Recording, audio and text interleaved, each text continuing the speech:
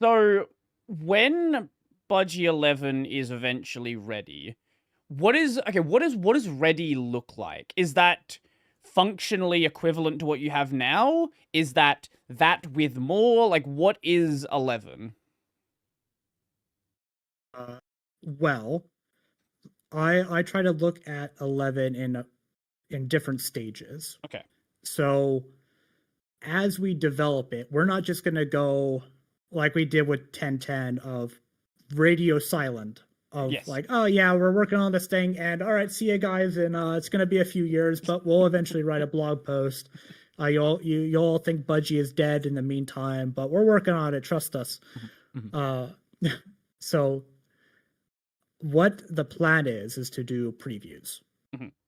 Similar to like we're not calling them alphas or betas. We don't want to qualify them with like it's at this particular stage in development Sure. because in reality, different elements will be at their own version of whatever you would consider an alpha beta. Mhm. As a package, it's here's a preview of the experience. So our preview one, I'm gonna cheat a little bit because I actually have this. I have it written down because I figured you were gonna ask. Okay. Um, so our first preview is what we consider to be daily drivable by the team. So we could dog food it.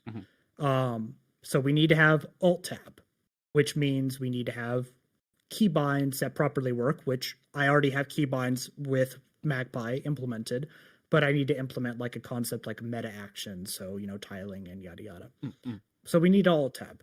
We need a panel. We need to have multiple panels because that's what we support.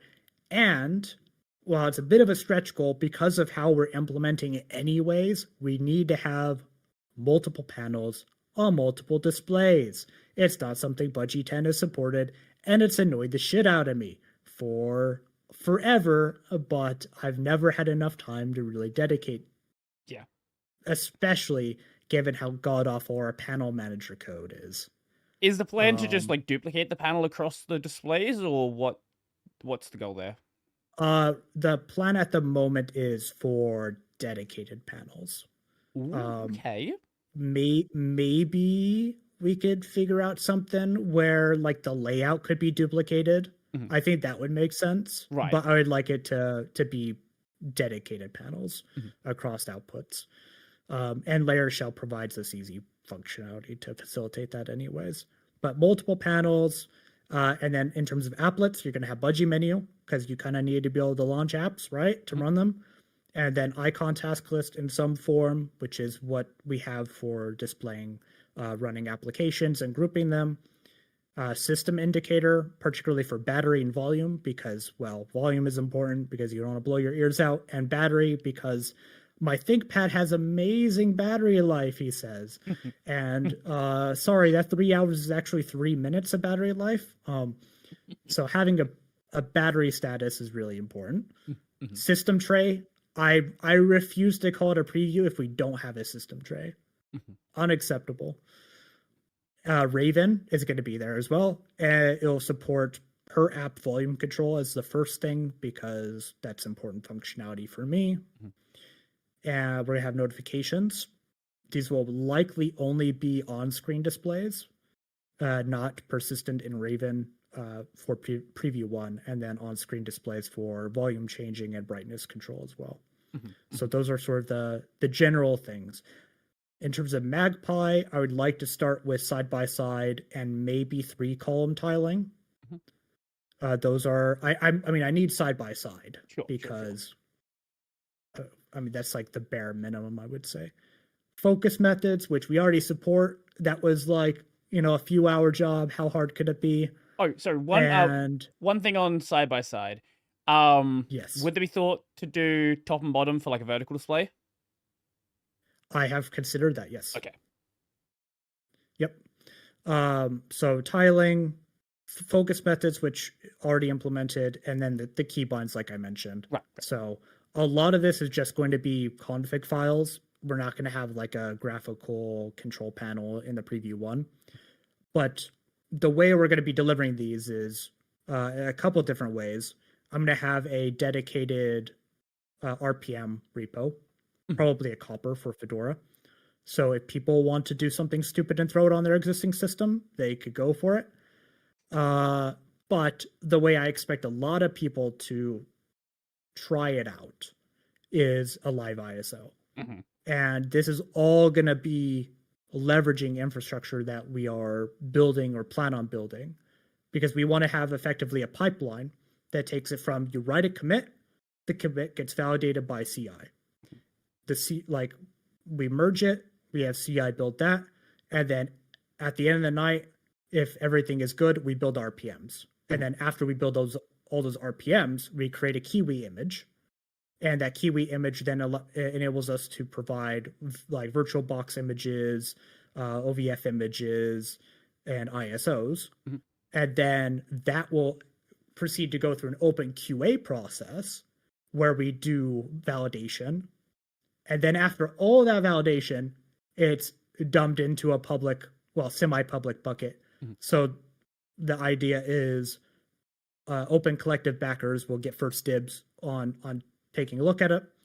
And then after probably a couple of weeks or something, whatever that snapshot was will be automatically exposed on the download page for Buddies of Budgie. So if you go to buddiesofbudgie.org, like we have a Budgie 10 section, and then something I worked on is a Budgie, like right now it's just a Budgie 11 like panel informing you that open collective images that they'll be available to our backers.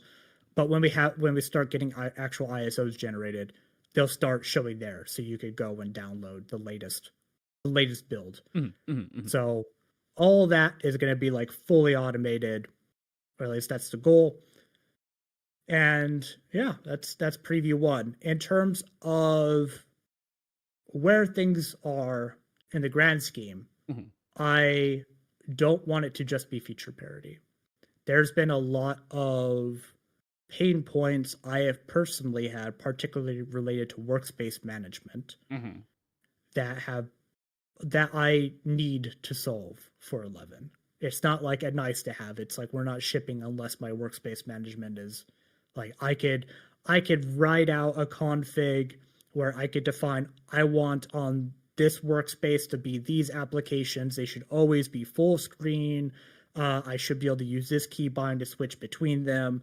I should have a different profile between what I'm doing for work and if I'm gaming, right? If I switch the profile, I would expect Discord to show up on a particular output.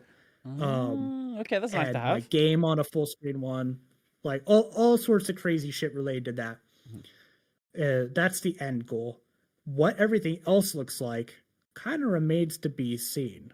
I would like to say we've mapped everything out, but some of it's just like I'll figure it out as we go. Right.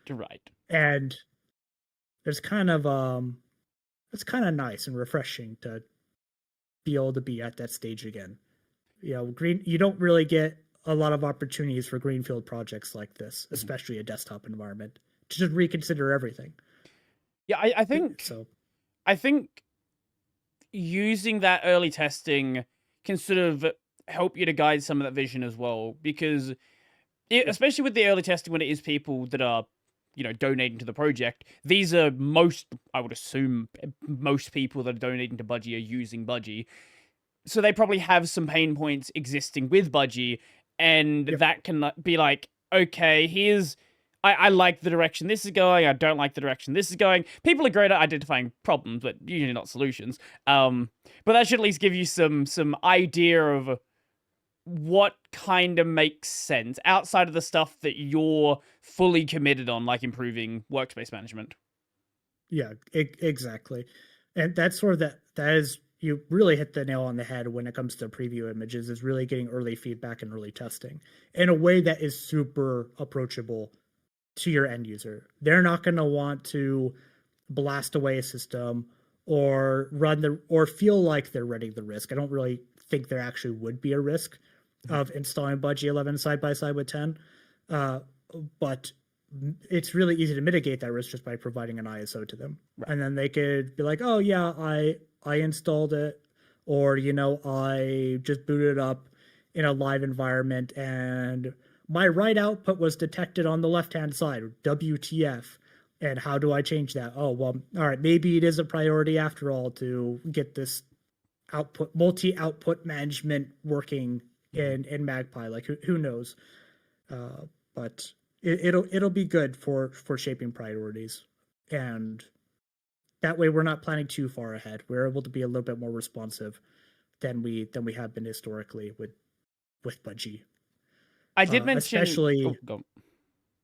No, I was just gonna say, especially given for a lot of Budgie's lifetime, at least in our org, it's been a lot of maintenance and small things, nothing really innovative, Right. to be honest.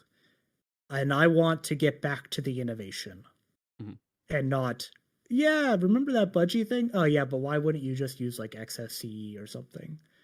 I want to provide like, oh yeah, I want to install Budgie 11 because that workspace management is dope, or I want to install it for XYZ reasons. Like maybe Raven has a brand new piece of functionality that makes it way more approachable and interesting to most people. Those elements.